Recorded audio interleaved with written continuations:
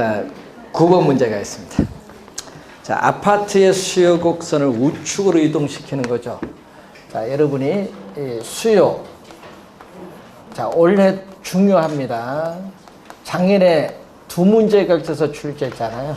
이 수요량의 변화와 수요의 변화. 상당히 우리가 중요한 문제인데, 자, 이 수요 곡선을 우측으로 이동시킨다. 자, 여러분이 시험 문제 보면 그림으로도 출제할 수 있거든요. 그래서 수요 곡선은 일반적으로 우하향하는데, 이 가격은 지금 변화가 없습니다. 자, 가격은 변화가 없는 상태입니다. 그래서 동일한 가격 수준에서 어떤 요인에 의해서 수요량이 이전보다 더 이렇게 많이 증가해서 수요 곡선 자체가 이렇게 오른쪽으로 이동을 할 때는 뭐다? 수요의 증가. 그래서 지금 이게 수요의 증가를 묻는 내용이죠. 이 수요의 증가. 이 수요 곡선을 이렇게 우측으로 이동시키는 요인은 수요의 증가 요인을 찾아라, 이런 얘기죠. 그래서 수요 변화는 가격은 변하지 않는다는 거. 가격은 뭐다? 불변. 자, 시장에서 해당 상품의 가격은 변화가 없지만은 위에서 일정하다고 가정했던 요인이 변하는 거죠. 항상 이 가격 이외의 요인이 변한다. 자, 가격 이외의 요인이 변했을 때 수요 곡선 자체가 이동합니다. 수요 곡선 자체가 이동하는 것을 수요의 변화라고 하는데, 그러면은 시험 문제는 요 작년에도 수요에 뭐를 출제했어요? 변화 요인이 나왔죠. 작년 시험에도 수요의 변화 요인 나오고 또 개념을 묻는 내용을 또 출제를 했습니다. 자, 그러면은 대체주택 가격이 하락을 하는데, 자, 자, 거기 9번 문제 아파트의 동그라미, 항상 이런 건 아파트 딱 동그라미, 대체 관계에 있는 주택 가격이 하락을 해요. 자, 주택 가격이 하락을 하면 항상 여러분은 수의 법칙을 꼭 명심해야겠죠? 주택 가격이 하락을 하면은 수의 법칙에 따라서 주택 수요량은 뭐죠? 싸니까 주택 수요량은 증가시켜요. 수요량이 증가하면 어떻게 돼요? 주택 수요량이 증가하면은 아파트는 어떻게 돼요? 대체 관계는 아파트는 어떻게, 주택 가격이 하락하면 아파트 가격은 상대적으로 비싸거든요. 그래서 아파트 수요량은 비싼, 상대적으로 싼 주택 수요량이 늘면서 비싼 아파트 소비는 줄이는 거죠. 수요량은 뭐 한다? 감소합니다. 자, 여기서 주의해야 할 것은 요거 있죠? 주택과 아파트는 서로 어떤 관계? 대체제예요. 대체일 때는 화살표가 반대로 변동해. 항상 그걸 염두에 둬요. 그래서 주택과 아파트는 대체 관계일 때는 화살표의 변동은 뭘로? 수요의 화살표 변동은 반대. 그래서 아파트 수요는 뭐다? 감소합니다. 1번 아파트 수요는 감소. 자, 2번 보완 관계에 있는 재화 가격이 하락한다. 자, 예를 들게요. 자, 보완 관계에 있는 커피는 어떻게 돼? 그럼 예를 들어서 보완제인, 예를 들게요. 보완제인 커피 가격이 뭐 한다? 지금 커피 가격이 하락을 하죠. 그럼 보완제인 커피 가격이 하락하면 또 수의 법칙에 의해서 커피 수요량은 뭐 한다? 증가해요. 그럼 증가하면은 또 보완 관계, 같이 넣어 마시는 프림 수요도 뭐 한다? 증가죠. 커피와 프림은 또 무슨 관계? 보완제. 그러면은 요거는 뭐다? 프림과 커피는 수요를 보세요. 수요를 보니까 같은 방향으로 변해. 그래서 보완제는 이렇게 같은 방향으로 변하지만은 대체제는 이렇게 뭘로? 수요는 반대로 변동한다. 이것만 잘 기억해 두시면 되네. 여러분 화살표 변동 방향. 그래서 2번 정답인데, 보완 관계에 있는 재화 가격이 하락을 하면은 보완제의 수요는 뭔다? 증가하기 때문에 아파트 수요도 증가한다. 이런 얘기입니다. 2번 정답. 3번 건축 원자재 가격은 건축비입니다. 건축 비용이 하락을 하면은 이전보다 어떻게 돼? 건축비가 싸니까 공급은 더 많아져요. 공급의 증가입니다. 3번은 공급의 증가. 건축비는 수요와 관련 없어요. 공급과 관련이 있지. 건축비는 공급과 관련이 있다. 아파트 가격의 하락. 여러분 아파트 가격은 여기 들어가요. 해당 상품의 가격이 변하거든요. 자, 해당되는 지금 아파트 시장은 아파트입니다. 해당 상품에 뭐가 변하는 거? 가격이 변하죠. 자, 해당 상품의 가격이 변하면은 어디서? 동일한 수요 곡선 상에서 점이 이동한다. 그래서 작년 시험에도요, 요 상이 꼭 확인을 해야 되겠죠. 작년 시험에도 이 수요량의 변화 구분하는지 또 출제했습니다. 이 가격이 변하면은 이 상이 꼭 나오죠. 그때 상이 뜨면은 수요 뭐다? 량의 변화. 만약에 상이 문제에서 없으면 수요의 변화예요. 예? 상이 있나 없나 그래서 중요한데. 그래서 지금 문제에서 뭐가 나왔죠? 아파트 시장에서 아파트 가격이 나왔죠. 4번 지문에. 자, 그럼 아파트 가격이 뭐 했다? 지금 하락을 했다. 자, 요 A점에서 아파트 가격의 하락을 하면은 수요 법칙에 따라 아파트 수요량이 증가하는데 이 A점이 동일한 수요 곡선을 따라서 이렇게 B점으로 이동해. 이런 변화를 무슨 변화? 수요량의 변화. 예, 수요 변화가 아니에요. 여러분 4번은요. 수요량의 변화. 4번은. 수요의 증가가 아니라 4번은 수요량의 변화. 5번 대출 금리가 오르죠. 자, 여러분 주택, 담보, 대출 금리가 오르면은 소비자 입장에서 이자 부담, 이자 비용 부담은 뭐가 돼? 높아지죠. 높아지면은 부동산을 구입을 할 수 있는 능력은 떨어져서 수요도 뭐 한다? 감소한다. 예, 수요가 감소합니다. 5번. 정답은 2번. 우리 시험 문제는요, 작년에도 어디서 물었어요? 작년 시험에 어디서? 여기서 정답 물었거든요. 하여튼 우리 대체제에서 정답을 많이 묻습니다. 출제위원들은. 보완제 싫어해요. 출제위원들은 대체제 좋아하지. 자, 10번. 부동산에 대한 수요와 공급의 가격 탄력성에 관한 설명으로 틀린 것은, 자, 우선 공급이 증가할 때 가격에 대한 수요가 탄력적인데, 자, 여러분 올해 시험도 1번 지문 상당히 이런 유형의 지문 올해도 출제합니다. 올해 반드시 출제를 해요. 안 할 수가 없어요. 자, 거기 보시면은 수요 곡선이 기울기가 급하면은 비탄력적. 수요 곡선의 기울기가 완만하면 뭐죠? 탄력적. 자, 이런 형태가 주어졌을 때 이 균형 상태에서 우리가 이렇게 균형 가격과 거래량이 주어졌어요. 자, 공급이 증가하면은 공급 곡선이 우측으로 이렇게 이동을 해요. 우측으로 이동을 하면은 비탄력적인 가격 변화에 민감하게 반응하지 않기 때문에 하락폭이 크고 거래량 증가폭은 작아요. 예? 그런데 탄력적인 가격 변화에 민감해. 가격 변화에 민감하게 반응하기 때문에 하락폭은 작고 또 어떻게 돼? 거래량 증가폭은 민감하게 반응하니까 큽니다. 요거 확인하면 되겠죠. 그래서 항상 우리 시험 문제 나오면은 자, 비탄력적, 탄력적은 요거 반대입니다. 비탄력적 하나 암기해두면 탄력적은 반대. 뭐 비탄력적일수록 가격이 변화폭, 가격이 뭐 상승폭, 가격 하락폭 관계없어. 뭐다? 더 크다. 더 크다. 자, 거래량 변화폭은.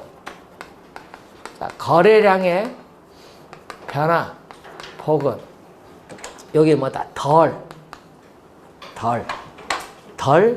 우리가 증가한다. 덜 변한다. 덜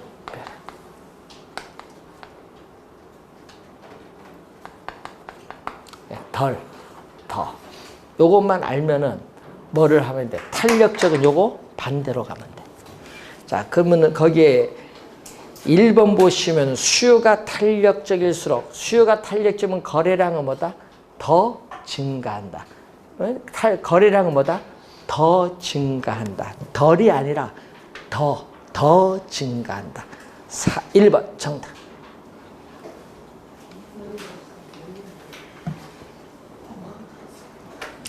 자, 2번. 수의 가격 탄력성이 1보다 큰 경우는 뭐죠?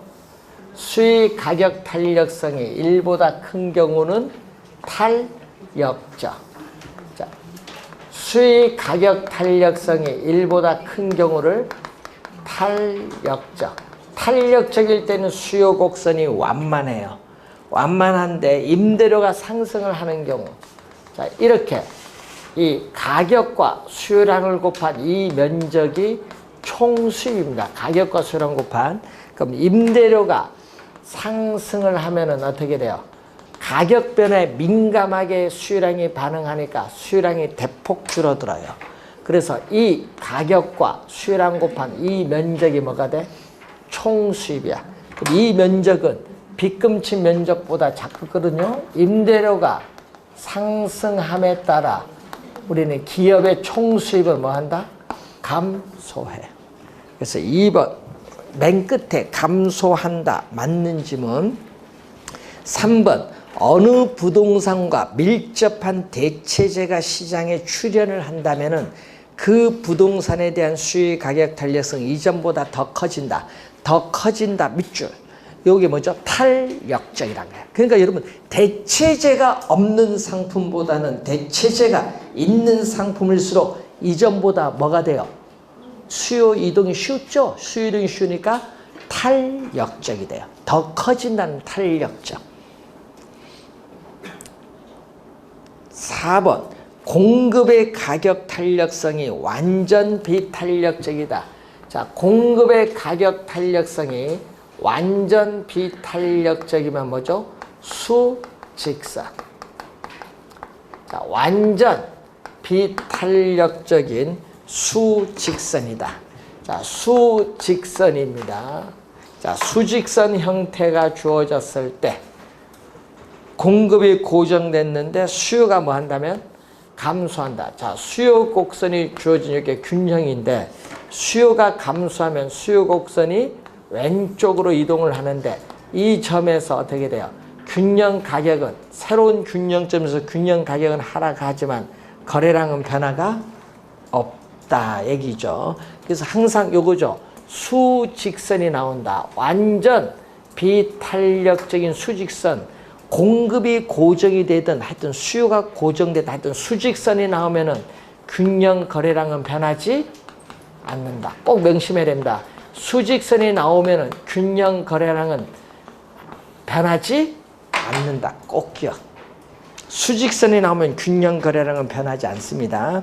자, 그리고서 5번에 수의 가격 탄력성이 2번은 뭐인 경우? 완전 탄력적이다. 자, 수의 가격 탄력성이 2번은 완전 탄력적일 경우에는 뭐죠? 수평선. 자, 완전 탄력적인 수평선이 우선 나와 있는데 이때 공급이 증가하면 어떻게 돼요? 자, 공급이 증가하면 공급 곡선이 우측으로 이동을 하는데 새로운 균형점에서 균형 거래량은 공급이 증가하니까 균형 거래량은 우선 증가하는데 가격은 변하지 않는다. 그래서 이번은 수평선이 나오면 균형 가격은 변하지 않는다. 또 기억을 해야 되죠. 자, 수직선이 나오면 좀 수요 공급 관계없어. 하여튼 수직선이 나오면 균형 거래량은 변하지 않는다. 수평선이 나오면 균형 가격은 변하지 않는다. 꼭 두 개는 기억하고 다니셔야 됩니다. 1번 정답. 자, 11번 문제. 자, 소득이 10% 증가했더니 수요량이 어떻게 돼? 1% 증가했다. 자, 수요의 소득 탄력성에서 분모는 분모는 자극을 주는 소득이라면 분자는 반응을 나타내는 뭐다? 수요량. 그래서 이 소득의 변화율에 대해서 이 수요량의 변화율을 묻는 문제인데, 자, 소득이 몇 프로? 10% 증가를 하였더니 오피스텔 수요량은 1% 증가했다. 자, 화살표의 변동을 항상 보세요. 화살표의 변동이 같은 방향으로 변동하면 플러스. 하여튼 같은 방향으로 변동하면 플러스. 그럼 반대로 변동하면 마이너스. 우리 경제 경영에서 플러스죠. 10분의 1이니까 얼마? 플러스 0.1. 수의소득 탄력성은 플러스 0.1인데 0보다 크죠. 자, 소득이 증가할 때 수요량이 증가하는 상품을 우리는 정상재. 소득이 증가할 때 수요량이 증가하는 상품은 정상재. 2번 정답. 그럼 소득이 나오면요, 정상재 열등재에서 답이 나와야 돼요. 그리고 교차 탄력성 나오면 대체재 보완재에서 답이 나올 수 있도록. 2번 정답입니다. 자, 12번. 작년에 이런 유형의 문제 출제했었죠. 자, 어떤 지역에 대한 아파트의 수요 가격 탄력성은 이다. 자, 아파트 분모는 뭐죠?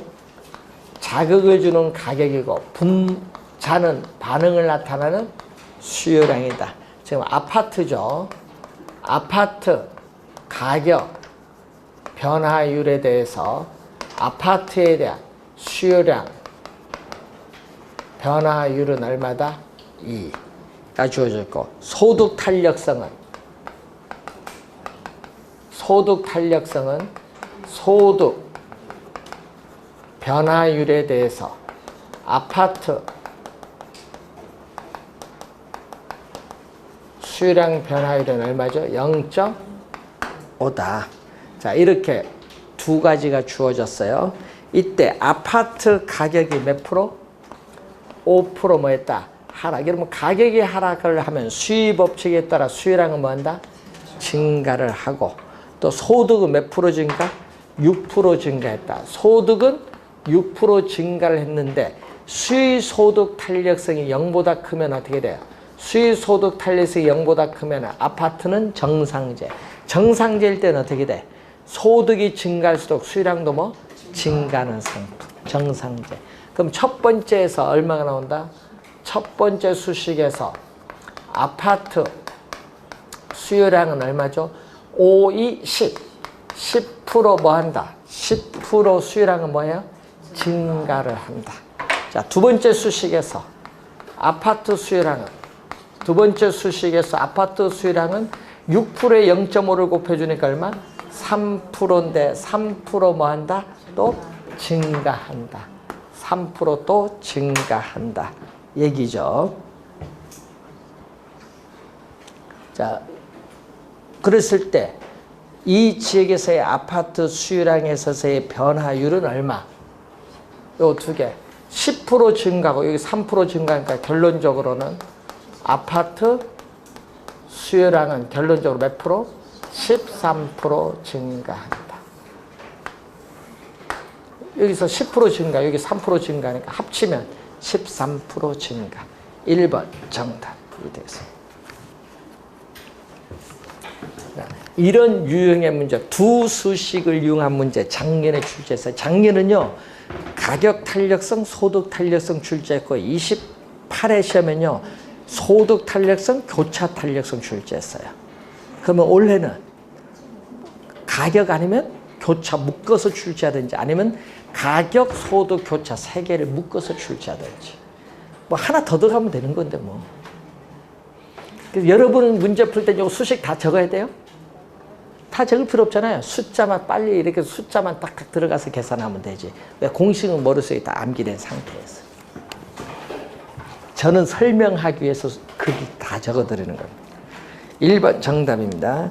자, 13번 문제로 갑니다. 자, 부동산 시장에 관한 설명 중 틀린 것은 건축 자재의 가격은 건축비입니다. 자, 건축 자재인 철근 시멘트의 가격은 건축비인데 건축비가 상승하면은 어떻게 이전보다 공급이 줄어들어요. 공급이 감소합니다. 증가가 아니라 감소한다. 1번 정답. 정부가 토지 이용 규제를 강화한다. 예를 들어서 여러분 토지 이용 규제 뭐죠? 지역 지구제라든지 또는 어떻게 돼요? 우리 인허가 이런 규제를 강화하면 공급이 쉽다 어렵다? 어려워요. 공급이 어려워지니까 신규 건설이 침체될 수 있다. 그래서 2번 맞는 질문. 3번 부동산 시장의 부동산 경기를 조절하는 정책은 일반 경기 조절 수단이 될 수도 있다. 자, 여러분 우리나라 건축 경기가 안 좋으니까 일반 경기도 어떻게 돼요? 고용률도 떨어지면서 많이 안 좋아지고 있죠. 보면은. 자, 네 번째, 한국주택금융공사의 신용보증제도. 여러분 주택금융신용보증기금이 어디에? 한국주택금융공사 내에 설치되어 있죠.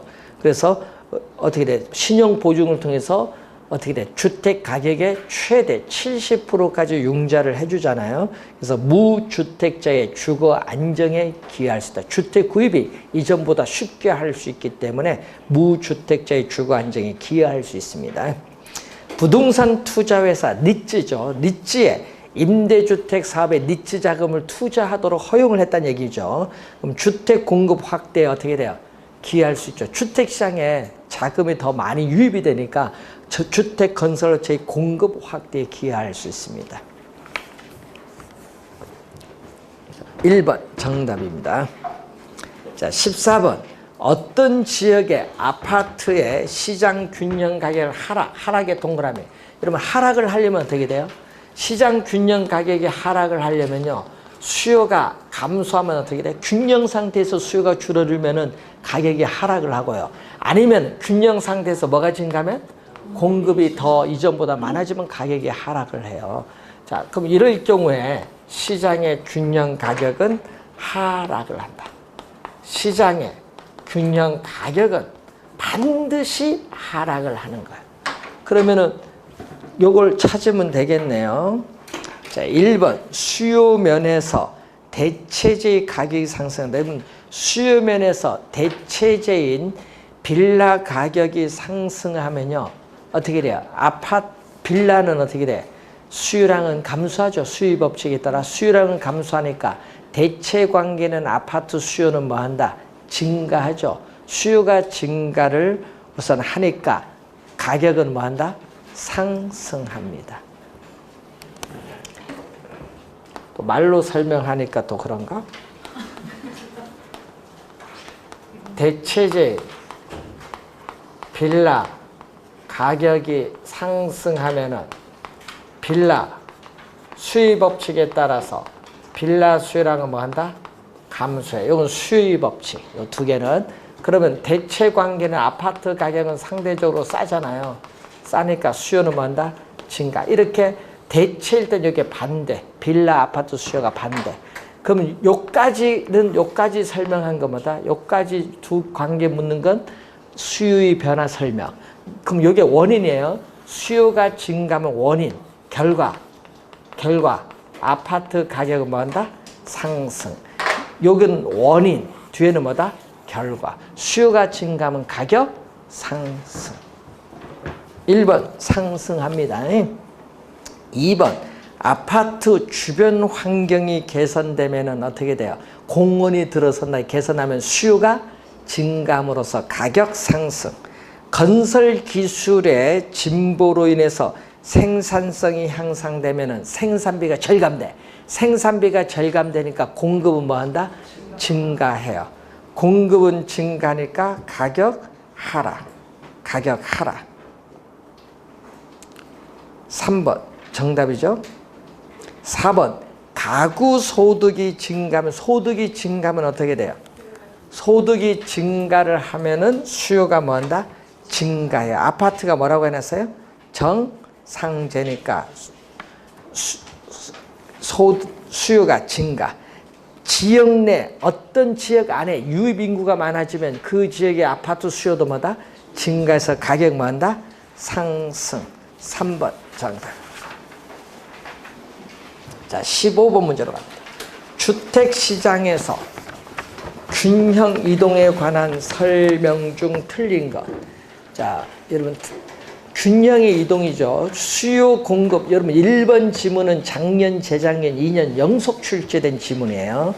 1번 수요 공급 둘 다 증가하는 경우. 요걸 계속 출제했는데, 자, 여러분 수요도 증가하고요, 공급도 증가하면은 어떤 현상이 나타나요? 수요도 증가하고, 수요도 증가하면 거래량도 많아지고요, 공급도 증가도 거래량 많아지거든요. 그럼 요 두 개가 동시에 나타나면은 균형 거래량은 뭐 한다? 증가해요. 반드시. 네. 반드시 균형 거래량은 증가는 반드시 해. 그런데 문제는 수요가 증가하면요, 가격은 뭐 한다? 오르고, 공급이 증가하면 가격은 하락을 해요. 이게 가격은 반대로 가니까 폭이 중요해. 수요의 증가 폭, 공급의 증가 폭이 중요해. 이 폭에 따라 가격이 오를 수도 있고 내릴 수도 있고 불변일 수도 있어요. 자, 그래서 항상 균형 거래량은 항상 증가하고, 균형 가격은 수요의 증가폭과 공급의 증가폭에 따라 가격은 상승할 수도 있고 하락할 수도 있고 불변일 수도 있다. 그 지문을 작년에 출제합니다. 자, 1번 정답.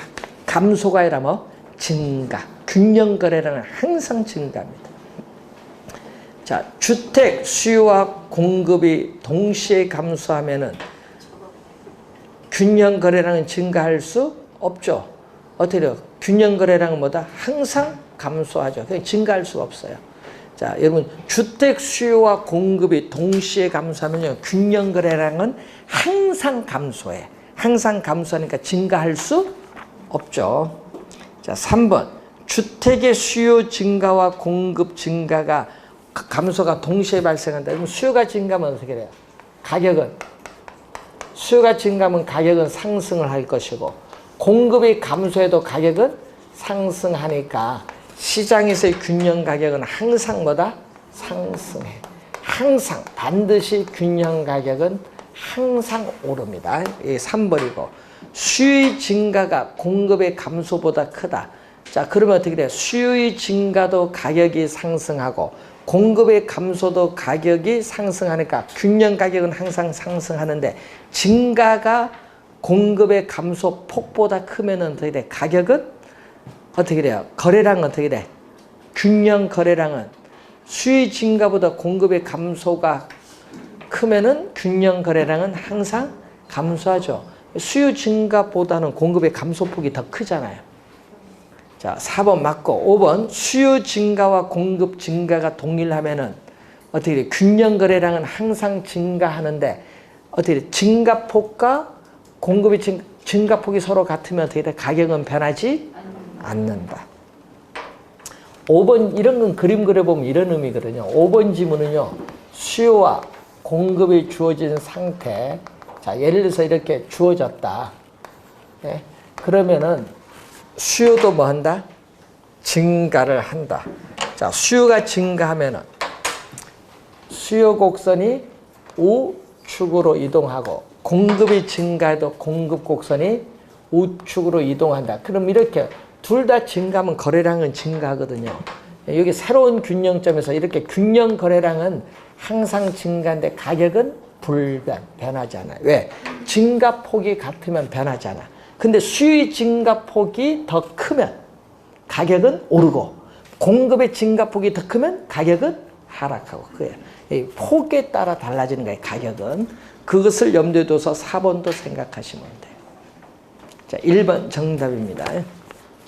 자, 1번 지문은 작년, 재작년, 2년 연속 출제하고 있다. 자, 16번.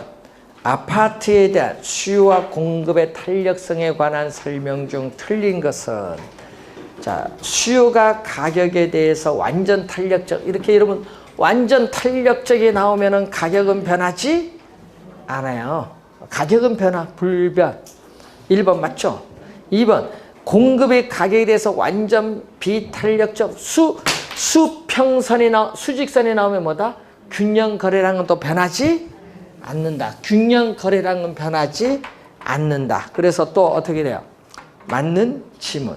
1, 2번은 요거 알면 되잖아요. 요 두 개. 1, 2번 지문은. 자, 3번으로 갑니다. 수요가 증가할 때 공급의 가격 탄력성이 비탄력적이다. 자, 요 그림 하나 또 그려볼까요? 자, 공급 곡선의 기울기가 급하면 비탄력적. 공급 곡선의 기울기가 완만한 자, 탄력적일 때 자, 이런 형태의 그림이죠.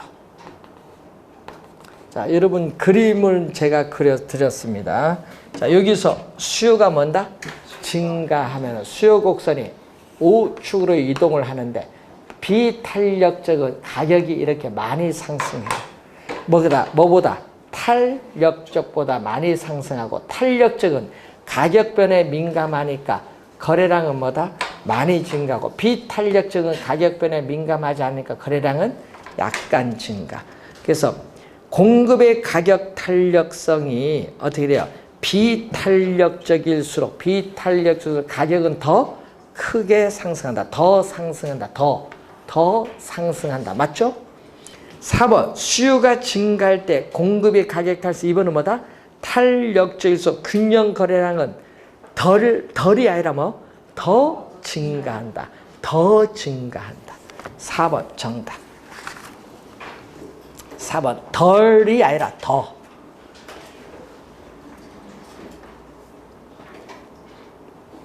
4번. 5번은 요거네요. 5번은 요거. 공급이 증가할 때 수요 가격 탄력성이 뭐? 비탄력적일수록 가격은 뭐다? 가격은 더 크게 하락하죠?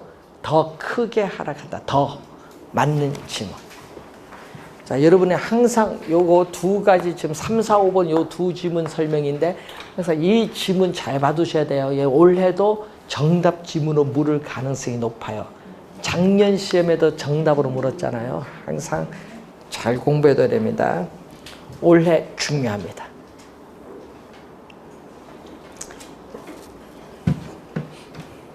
자, 17번.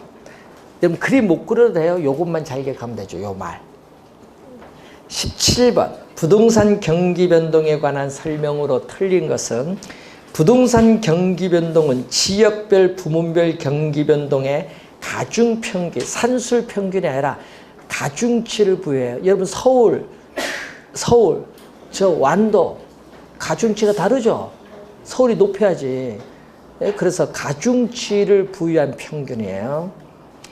산술 평균이 아닙니다. 1번 맞고 2번 부동산 경기 변동은 타성의 형상.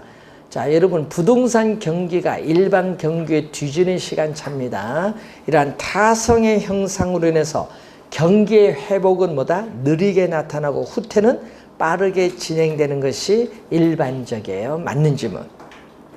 부동산 경기가 상향시장이라면 부동산 중개 활동 시에 자, 여러분이 경기 추세선에서 아까 회복은 이렇게 느리게 진행이 되고 후퇴는 빠르게 진행이 돼요. 여기 후퇴는 이렇게 빠르게 진행이 되고요. 회복은 느리게 진행이 돼요.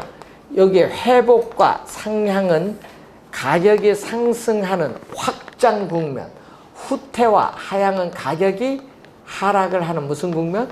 수축 국면이야.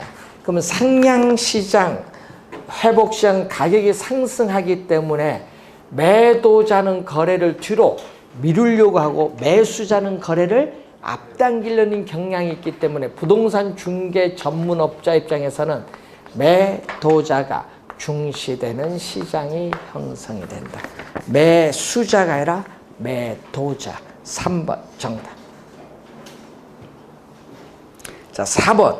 부동산 경기가 뭐라면 하향 시장이라면은 직전 후퇴 국면에 있어서의 어떻게 돼? 사례 가격은 새로운 거래 사례 보면 위에 있으니까 뭐다? 상한선 밑줄 여기 포인트죠. 자, 다섯 번째, 부동산 경기는 불경기일 때는 그 저점이 매우 깊고, 예? 호경기일 때는 가격 상승폭이 크기 때문에 정점이 매우 높다.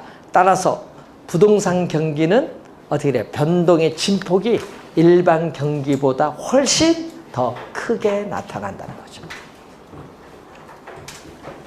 자, 18번 문제로 갑니다. 거미집 이론이 나옵니다. 자, 이 거미집 이론에서의 공급 물량.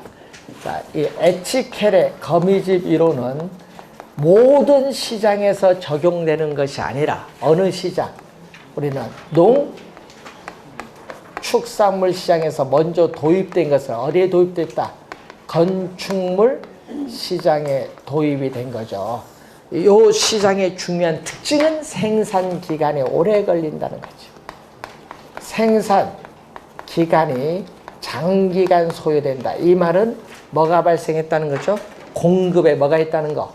시차가 있다는 거예요. 공급에 항상 시차로 인해서 나타나는 거예요. 시차.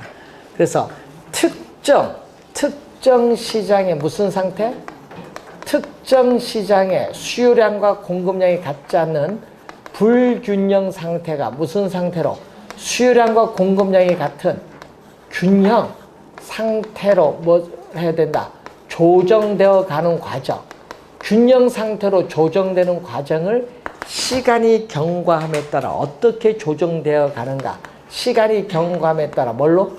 동태적으로 분석한 모형인데, 자, 2019년도의 수요량은 올해 2019년도의 가격에 영향을 받는다. 그래서 금기의 수요량은 금기의 가격에 영향을 받고 2019년도의 공급량은 2018년도의 가격에 영향을 받아요.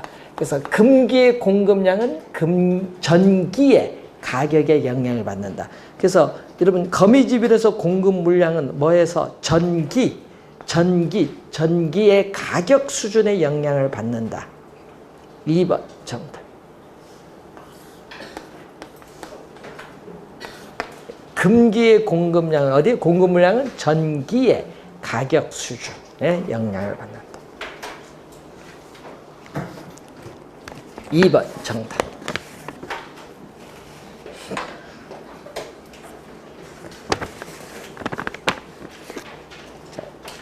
19번 문제로 갑니다. 부동산 시장의 특성 및 기능에 관한 설명 중 틀린 것.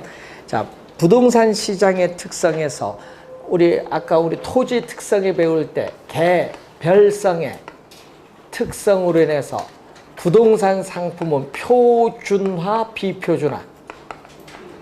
표준화가 어렵잖아요. 비표준화로 인해서 또 대체 가능성이 낮죠. 대체 가능성이 낮고요. 또 비표준화로 인해서 부동산 시장을 복잡하고 다양하게 만들게 됩니다. 복잡하고 다양하게 만든다. 그래서 1번 맞는 질문. 2번 부동산 시장은 부증성 등으로 인해서 수급 조절이 곤란하다. 자, 여러분이 위치는 우선 고정되는 상태에서 또 부증성 등에 의해서 수요가 증가를 하도 바로 즉시 택지를 조성해서 공급하기가 어렵다. 공급에 뭐가 있기 때문에? 시차가 있잖아요. 공급의 시차로 인해서 수요 공급 조절이 어려워요. 어려다 보니까 단기적으로는 부동산 시장에서의 부동산 가격에 왜곡을 발생시킨다. 부동산 가격에 왜곡을 발생시킨다. 자, 시험에 출제 많이 하는 지문이에요. 2번 지문은 시험에 많이 나옵니다. 3번 부동산 시장의 기능에는 공간 및 자원 배분의 기능이 있죠. 자, 여러분 수요 공급에서 가격이 결정이 되는데 공급은 부증성에서 한정되다 보니까 가격에 따라 수요자에게 공간 자원이 배분되는 기능이 있어요. 또 부동산 시장에서 자원이 적절히 배분되지 않는다. 그러면 시장에서 자원이 어떤 요인에서 비효율적으로 배분이 이루어지는 상태를 시장의 실패라고 하는데 시장의 실패가 발생하게 됩니다. 자, 시장의 분화가 이루어지는 경우에는 여러분 시장의 분화가 이루어졌다. 예를 들어서 부동산 시장이 자, 여러분 부동산 시장이 분화가 이루어졌어요. 예를 들어서 용도에 따라 주거용 부동산 시장, 상업용 부동산 시장, 공업용 부동산 시장으로 분화되면은 주거용 부동산 시장 내에서는 어떻게 돼요? 대체하기가 쉽죠. 왜 쉬울까요? 동질성이 크기 때문에. 예? 그래서 어떻게 돼요? 부동산 상품의 동질성은 작아지는 것이 아니라 세분화하면 뭐다? 커진다. 커진다. 커지니까 뭐야? 탄력성도 이전보다 더 커지죠. 작아진다가 아니라 더 커진다.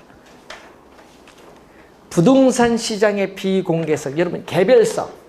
자, 여러분 또 개별성으로 인해서 뭐가 나온다? 우리는 거래에 뭐가 나와요? 비공개. 여러분 개별성으로 인해서 거래에 비공개가 돼요. 그러다 보니까 거래에 관련된 정보 수집이 곤란하기 때문에 정보의 중요성이 증대되고 있다. 자, 5번 맞는 질문. 4번 정답이죠.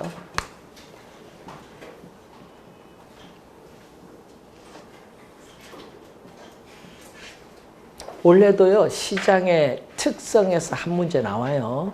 그러니까 부동산 시장의 특성을 물을 때 앞에 수요 토지 특성이 있죠. 토지 특성과 시장의 특성 연결한 지문들이 많이 구성돼서 나옵니다. 그래서 요즘에는 늘 얘기하죠. 시장의 특성만 있는 것이 아니라 토지 특성도 들어오고 부동산 수요 공급 있죠. 수요 공급에서 시장에서 가격 결정되잖아요. 균형 가격 이론이 또 같이 들어와요. 시험 문제. 요즘은 그런 식으로 통합 출제를 합니다. 자, 20번 문제. 부동산 정보와 시장에 관한 설명 중 틀린 것. 자, 완전 경쟁 시장은 항상 뭐가 돼요? 할당 효율적 시장이 되죠. 자, 완전 경쟁 시장은 현실적으로 존재하지 않는 이상적 시장인데 자원이 효율적으로 배분이 이루어지는 시장이죠. 자, 완전 경쟁 시장은 지금 그림에서처럼 요 안에 포함이 돼요.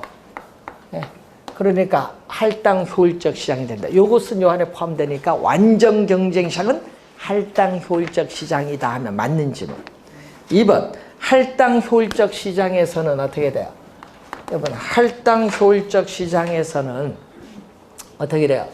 우리는 정보의 가치, 정보에 있어서의 가치. 여러분 할당 효율적 시장에서는 자 정보의 가치와 뭐가 같다? 정보 비용이 서로 같아요. 그래서 뭐가 없다? 초과 이윤이 없어요. 정보 가치와 정보 비용, 정보의 가치, 정보 획득 비용 1억 원 같다면 초과이윤 자체가 없어요. 초과이윤 자체가 없을 때를 우리는 뭐라고 한다? 할당 효율적 시장이에요. 자, 그래서 이 할당 효율적 시장 하면 여러분 항상 염두에 둘 것은 초과이윤이 없다라는 걸 항상 염두에 둬야 돼요. 초과이윤이 없는 거예요. 그렇기 때문에 우리는 과대 시장에서 과대 과소평가, 과대 과소평가된 부동산은 존재할 수가 없다 이 말이에요. 여기에 몇 번? 2번 설명. 3번 소수의 사람이 토지를 매입을 하여 초과의 이윤을 획득한다. 여러분 초과이윤을 획득하는 것은 어떻게 돼요?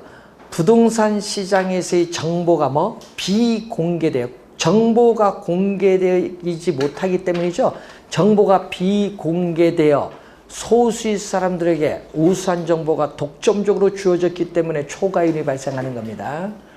자, 3번 맞고 4번 불안정 경쟁 시장에서도 자, 여러분 요 시장이 뭐죠? 요 빗금친 부분은 우리 불안전 경쟁 시장이죠. 그러니까 이 불안전 경쟁 시장에서도 뭐가 정보의 가치와 정보 비용이 일치한다면 초과이윤이 없기 때문에 할당 효율적 시장이 될 수 있다. 시험에요. 여러분 할당 효율적 시장이 될 수 있다거든요. 근데 거기 B가 들어갔어. B가 들어가서 틀렸어요. 4번 정답. 할당 비효율적 시장은 할당 효율적 시장이 아니라는 거예요. B가 들어가서 틀린 질문. 5번 부동산 시장에서 특정의 투자자가 초과 이윤을 획득하고 부동산 투기가 존재하는 것은 할당이 비효율적이기 때문에. 이건 또 뭐죠? 5번 지문에 할당이 비효율적이다. 우리 국어 실력을 어떻게 보느냐. 할당 효율적이지 못하기 때문에. 이 지문과 같다 이게. 자, 4번 정답이 되겠습니다. 자, 21번 문제로 갑니다. 다음 중 집재성 점포에 해당하는 거. 여러분이 이 공간, 경쟁 점포들 간의 공간을 서로 균등하게 배분한다는 원리가 공간 균배의 원리인데, 공간 균배의 원리에 따라서 우리는 집심성 점포, 집재성 점포, 산재성 점포, 또 뭐죠? 국부적 집중성 점포 4가지로 이렇게 나누고 있어요. 자, 이때 집재성 점포는요, 배후지에 중심부에 입지를 하지 않아도 동일 업종의 점포들이 한 곳에 모여 있어야, 한 곳에 집재 모여 있어야 유리한 유형의 점포로서 대표적으로 뭐죠? 은행, 보험, 증권, 관공서 등이 여기에 해당합니다. 1번 정답이죠. 2번 도매점, 백화점은 배후지의 중심부에 입지를 해 유리한 점포, 집심성 점포입니다. 2번은 집심성 점포고요. 자, 여러분 이윤이 낮은 상당히 작은 점포예요. 동일 업종의 점포들이 국부적 중심지에 입지를 해 유리한 유형의 점포가 국부적 집중성 점포인데, 요거 3번이야. 종묘점, 어구점, 농기구점, 비료상점이 여기에 해당하는 거. 그리고 4번은 뭐죠? 소매 점포들이 속해 있는 상권의 크기는 한정되어 있기 때문에 소매 점포들은 분산 입지를 해 유리한 유형의 점포가, 산재성 점포는 잡화점, 어물점, 예? 그리고 세탁소, 이런 것은 산재성 점포. 세탁소 5번에 이건 산재성 점포. 대형 서점, 예? 고급 음식점, 고급 귀금속점, 이것은 집심성 점포. 정답은 1번이 정답. 자, 22번 문제.